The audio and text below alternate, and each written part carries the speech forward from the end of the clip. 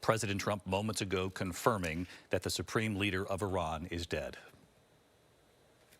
Yeah, a truly momentous day. If anyone had any doubts what this operation was really about, well, now we know it is regime change. And that has seemed clear pretty much since the first early hours this morning when the president made that pre-recorded address. The attacks have not stopped coming all day from Iran. We're in an air raid shelter at the moment. We're getting air raid alerts about every 10 to 15 minutes, and that's been the case throughout the day, multiple attacks. I think there are a lot of questions now. What comes next inside Iran? Remember, it wasn't just about the supreme leader. It was about an entire edifice that ran the country for almost 50 years since the Islamic Revolution back in 1979. The Israelis are also saying that a significant number of Iran's defense leadership have also been killed in strikes that have taken place today. But there is this enormous security apparatus that has bought in to the regime, the IRGC. The president's talking about them being part of the solution. I think many Iranians, especially those who've given up their lives in recent weeks to call for change, will see the IRGC as part of the problem. Then you have the Basij, this paramilitary force, who are the brutal enforcers out on the streets. You sometimes see them on motorbikes, shooting people at point-blank range, driving into crowds.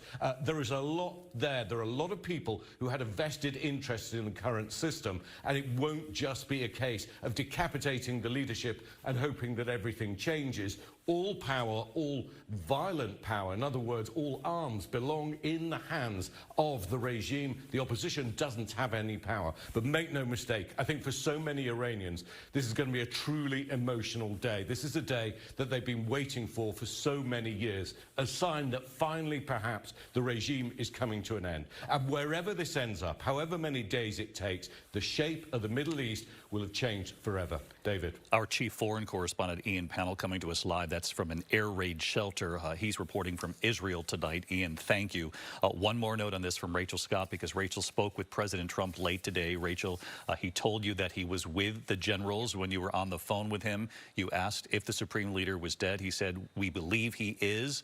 He didn't want to confirm at that point on the phone with you, but he must have seen the evidence right there in front of him where he was gathered with the generals, and now has confirmed it for the American people. Yes, David, it was clear that the president was monitoring the situation. He told me flat out that he was surrounded by the generals. He said, "We believe the supreme leader is dead," but he wanted to wait. Now the president giving that confirmation to the American people. David, I also asked the president, why now? Was there an imminent threat to the United States? The president told me he believed, quote, there was a threat. He went on to praise Operation Midnight Hammer that happened months ago. But again, the president had insisted that the nuclear sites were completely obliterated. The president acknowledged that, but then he said that Iran was trying to build back. He says that would pose an imminent threat to the United States. And then, of course, I asked him that question, what happens now, David? What exactly happens now? Who takes over Iran? The president said that he didn't want to get into that, but said we, quote, have a very beautiful plan, David. And of course, that beautiful plan would go up against whatever the regime had planned itself